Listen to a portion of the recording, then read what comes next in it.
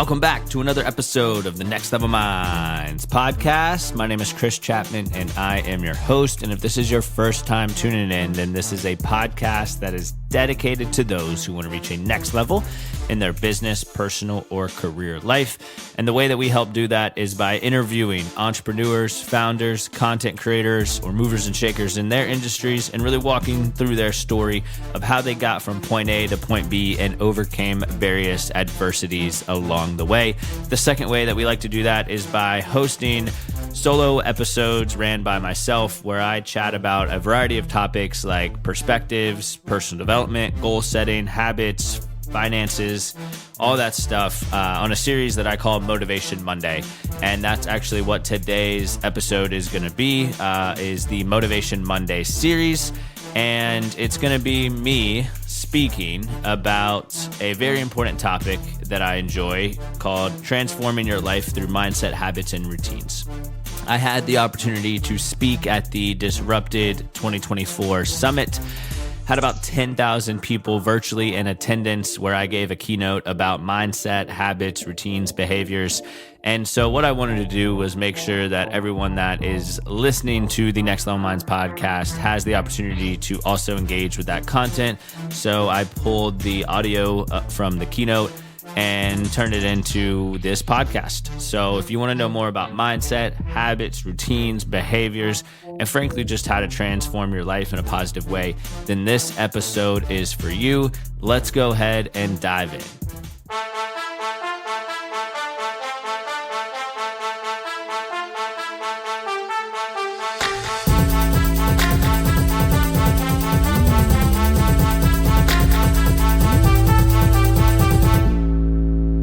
All right, my disrupted people. My name's Stephen Morris, and I'm back again with another amazing speaker. You know, no matter what you're doing in life, whether you're an entrepreneur or you're a CEO or you're a manager, you're just a line worker, mindset controls everything about our lives, no matter what it is that you do. So in order to be successful, whatever that means to you, you have to develop a steeled mindset. And today I got my boy, Chris Chapman. He's coming at you with some hot fire talking about just that. So without further ado, everybody, here's Mr. Chris Chapman. My name's Chris Chapman. I am the founder and podcast host of Next Level Minds, which is both a personal development coaching company as well as a global podcast. And I'm extremely excited to be here to talk about something that is extremely important, not only for myself, but to the entire audience listening. And that's the importance of having a strong mindset. Now, before we start to talk about all the nitty gritty with that, I want to ask you guys a question that are listening. You know, how many of you can relate to this? You wake up tired, you wake up stressed out, you wake up not motivated, you wake up not happy or fulfilled, you wake up not present or engaged in your day-to-day, and you wake up worried about your bank account. Maybe it's even worse, and you're worried about where that next meal will come from.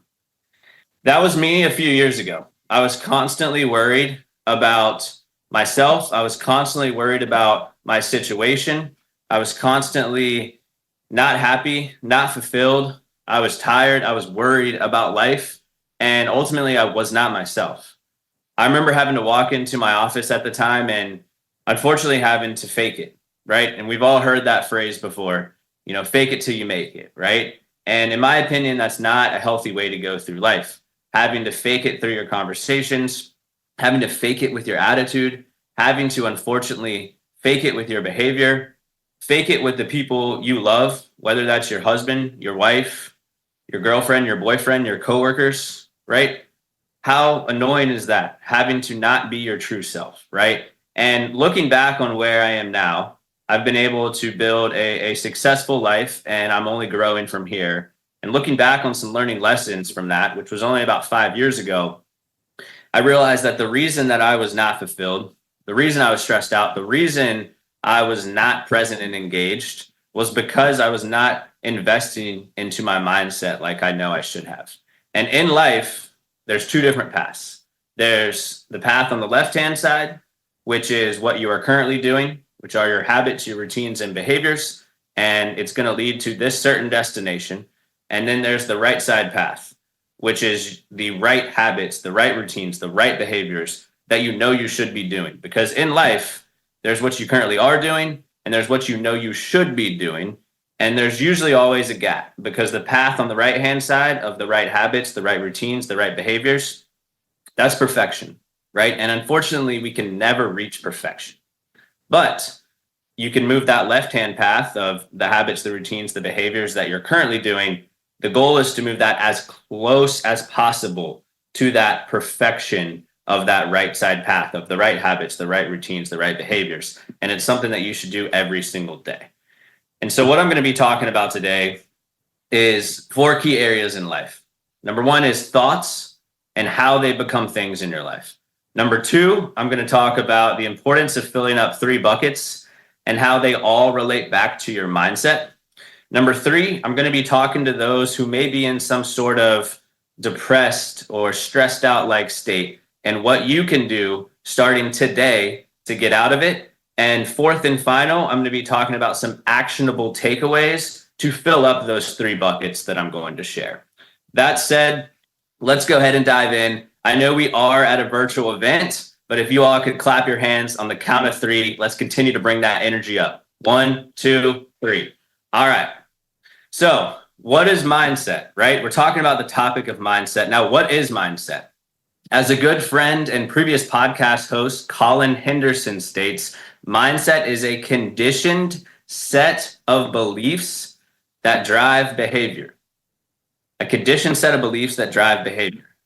That then leads to the question of, well, what influences these beliefs that you have, right? There's thousands of people listening today, and I guarantee you that not everybody has the same beliefs, right? And the reason being is because these beliefs are all shaped by 3 different things. 1, your experiences that you've had in life. Number 2, how you were raised by your family. And number 3, situations that have happened to you. You know, the other day, I received some bad news. It wasn't horrible news, but it wasn't good news. And instantly when I got this news, my mind went negative. I let it impact my morning, which then impacted my day, which then impacted my evening, which then impacted the next day, right? How many of you all can relate to that? Like something bad happens in the morning, you get cut off in traffic, you get a bad text message, you get a nasty email, and you let that trickle down into your lunchtime, your dinner time, and even the next day, right? And the reason being for this is that there was a 2005 study that was produced that related the information that says that 80% of human thoughts are negative, and that 95% of these negative thoughts are reoccurring. Now, what's even scarier with this research is that 70,000 thoughts per day happen in your mind. And if you look back at this percentage, 80% of these human thoughts are negative.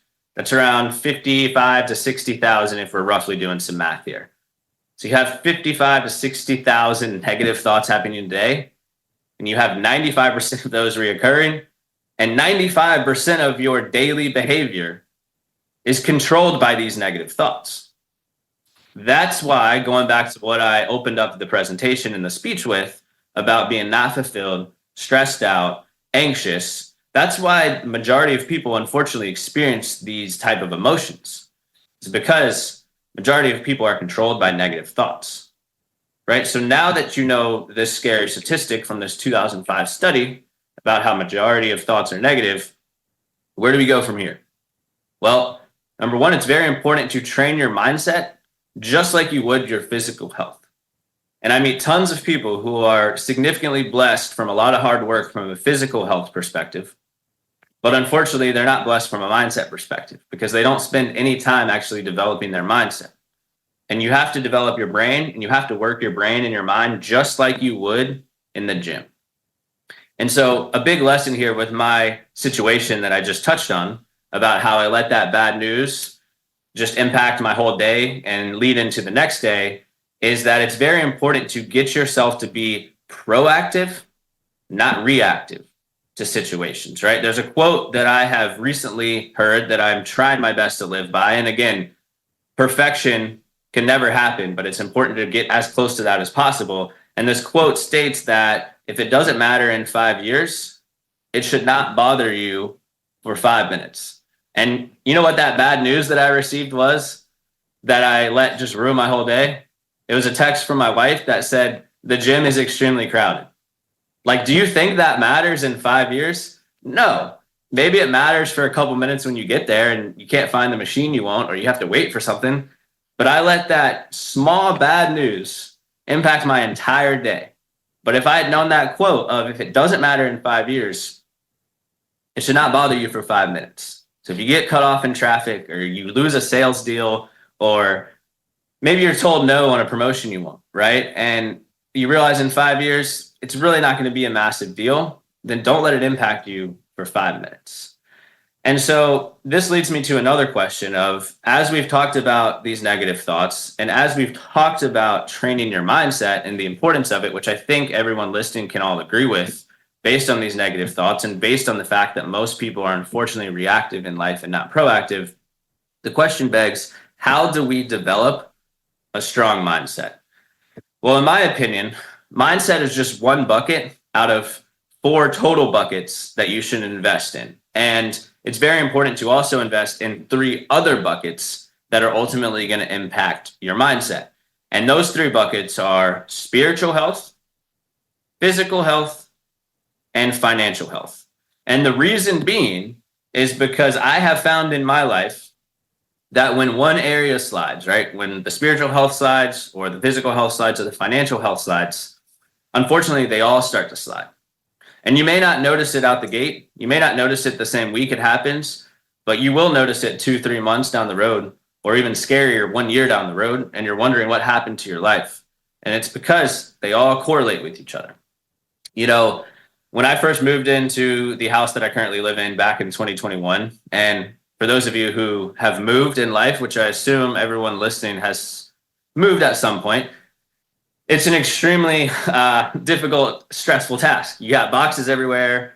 You literally are like getting takeout. You don't know what's where. You're losing stuff. It's a stressful situation, right? And that was me when I moved into this house in 2021, which ultimately led to me being extremely busy, which led to me skipping the gym for about a week, which then led to me stopping my spiritual routine, which then led to me slipping financially, which then led to me mentally slipping because I was stressed out. I was anxious about my current situation. And all of this happened in like a whole month where things just started slipping.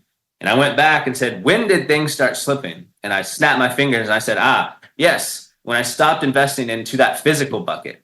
This bucket slipped, and then this bucket slipped, and then this bucket slipped. So I hope that leads into some context of why it's important to fill up these 3 buckets. But let's go ahead and dive a little bit deeper.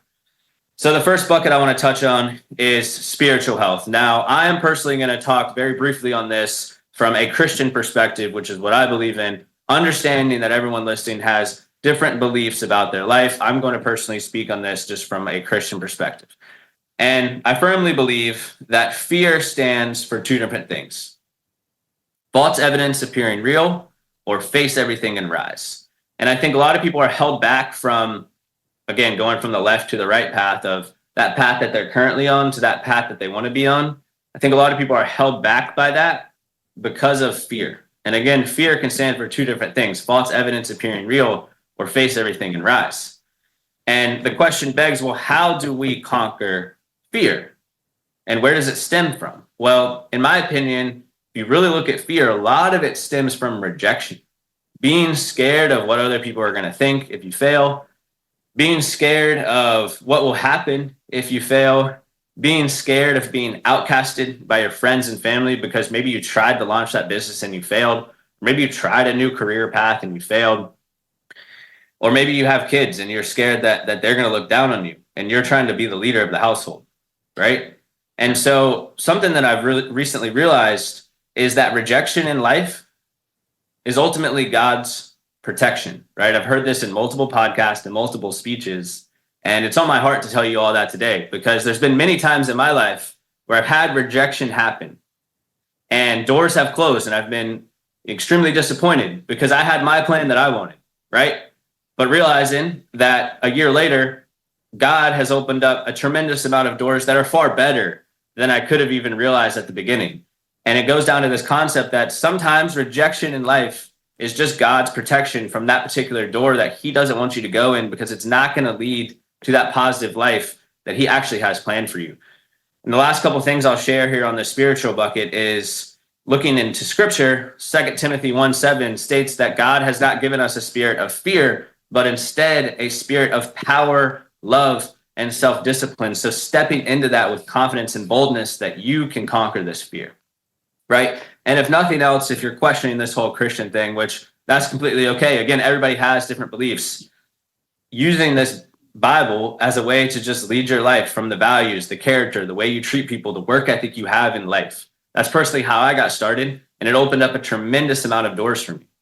And now there's other ways to invest into your spiritual health outside of the traditional Christian perspective. And that could be meditation, right? That could be just spending some time for 5-10 minutes with a meditation track and absorbing and being present, right? That could be some breath work that you do for a minute in the morning before you go to the office or before you log into work at your home office. That could be some breath work you do in the car before you walk inside and greet your family, whether that's your wife and kids, or whether that's your just significant other, or whether that's just your dog, right? It could be a minute of breath work that you do just to get present and grounded in the spiritual aspect. Or it could be just being in silence. How many of you out there drink your coffee while looking at your phone or reading a book or reading emails, right? I'll be the first to raise my hand that I do that majority of the week.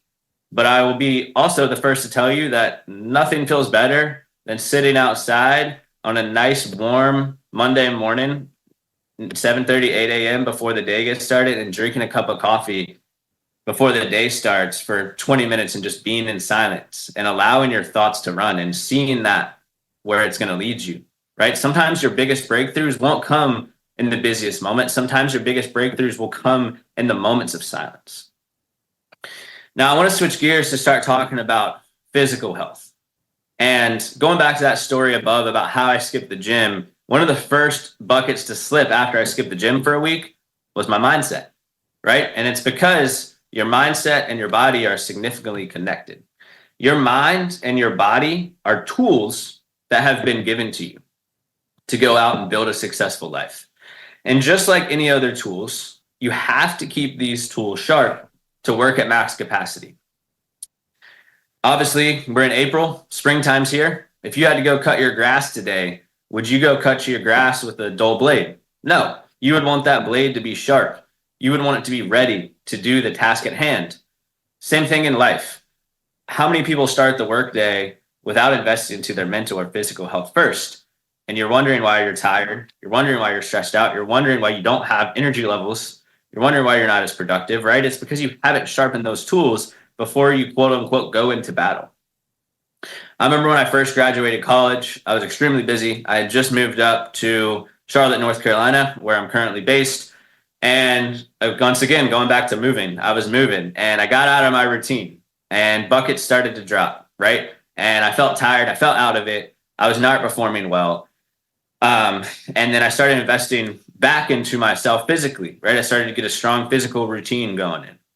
And ultimately what happened was I got a lot of successful things that happened to me because I started to invest into that physical aspect, right? I started having more energy, started having more drive. I started having more motivation that I could then pour back into my business, my podcast, my speaking engagements, right? And ultimately from that investment into my physical health, I had more energy, I had more drive. And that year I increased my income by 4x, right? And of course, there's a variety of factors that allowed that to happen. But I would say it all stemmed from that physical health investment to have more energy, to have more drive, ultimately creating that income 4x increase, right? In terms of the relationship between physical health and mental health, there's been numerous studies that show that physical health has been shown to increase your mood, reduce your stress, help you sleep better, and overall have a clearer mind. Now, I want to shift gears to financial health, which typically isn't a concept or theme that's discussed when you're talking about mindset, but it is an extremely important bucket to fill out because some of the most mentally taxing times in my life have unfortunately been when I've had the least amount of money. Because you're stressed out, because you're wondering where that next dollar is coming from, because you're tracking every single thing, wondering if you can go afford to go out to eat, which ultimately is not good for mental health, right? I remember when I first graduated college, I had less than $800 to my name, right? How many of y'all have been there where you're like, wow, I literally have nothing. What am I going to do? Right? I had no money. I would go buy two, get three free frozen bags of store brand chicken, right? I would go out to eat with friends because it's very important to fill up a social bucket, but I didn't have enough money to pay for dinner. So I'd eat a 99-cent Cliff Bar before we went out to eat so that I could actually go out and maybe just get a small appetizer and a water so that I could enjoy that company, right? So I've been in these situations before in my life.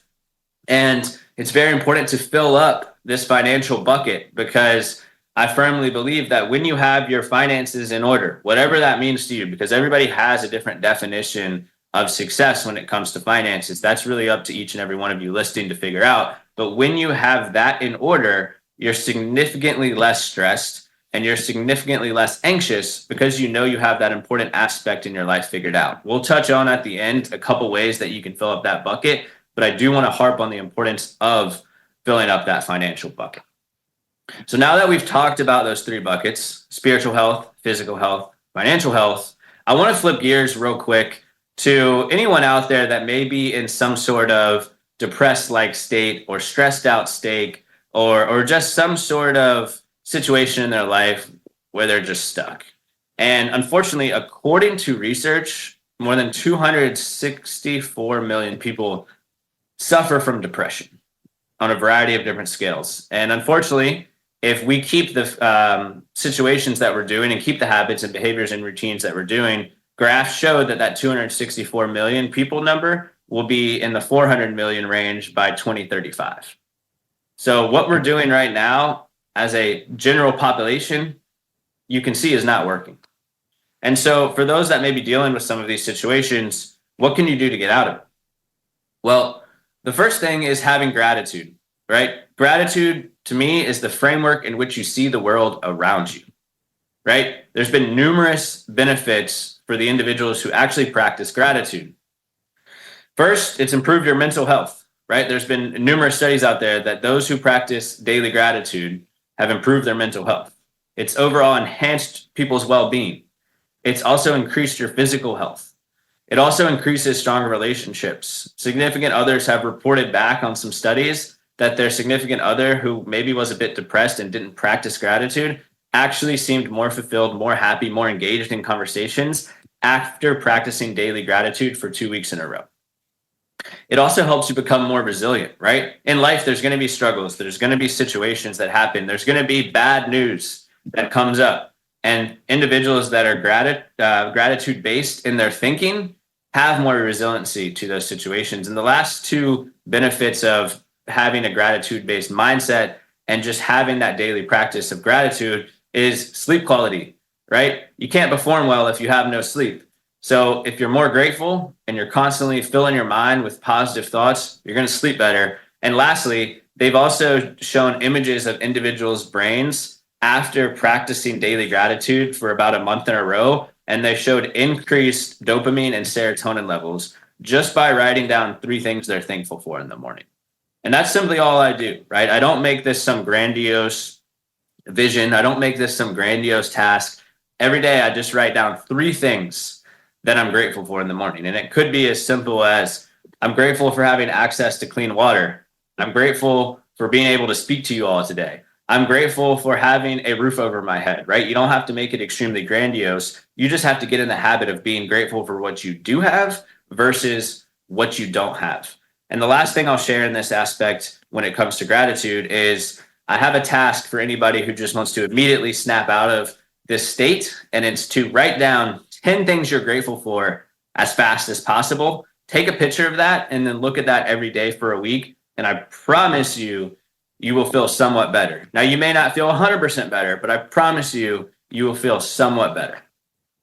Second point when it comes to how to get out of this depressed-like state. Number 2 is change your surroundings, right? Change your environment. So whether you're in a home office, maybe go work downstairs for a week. If you're going into the office, maybe shift up your desk. If you're commuting a certain way to work, maybe try a different commute, right? Change up your environment. You know, during 2020, when I was stuck inside for a couple months and I finally got outside and just started experiencing the world again, I felt significantly better because I changed my environment, I changed my surroundings, I changed the community in which I was acting in, and I ultimately felt much better. So first, change that environment to change your surroundings. Another thing you can do to change your surroundings is change that day-to-day routine, right? I have a certain set of habits, routines, and behaviors that I do every day, but figure out the ones that work best for you. And it's okay to cultivate those, right? I used to go to the gym after work a few years ago. Now I go before work. I used to write down what I'm grateful for at night. Now I write it down in the morning, right? Change up your routine. Even if it's just a small tweak, it can help. And lastly, when it comes to changing your surroundings, change who you associate with. You've probably heard this before, but you are the average of the 5 people you associate with. So if you want to change your life, change who you're associating with. And they've even done studies on this that have seen what happens when you're surrounded by a group of individuals. Your brain activity levels after a certain amount of time actually start to match the brain levels of the people you're associating with. So unfortunately, if you're hanging around a lot of people who are stressed out, worried, anxious, not fulfilled, not happy, you're going to match those brain levels. But if you're hanging out with a lot of people who are fulfilled, who have a purposeful intention in their life, who are constantly just winning in all of these buckets, your brain and activity levels are going to start to match these individuals as well. And third and final point here about how to get out of this depressed state, it's very important to control what you can control, right? Trust me, when things are going bad, there's a lot that can feel out of your control. You're getting hit from all angles. Trust me, I've been there. But if you really boil it down, you can focus and control on what you eat. You can control what you drink. You can control how you move your body. Maybe you don't have access to a gym. You can go walk outside.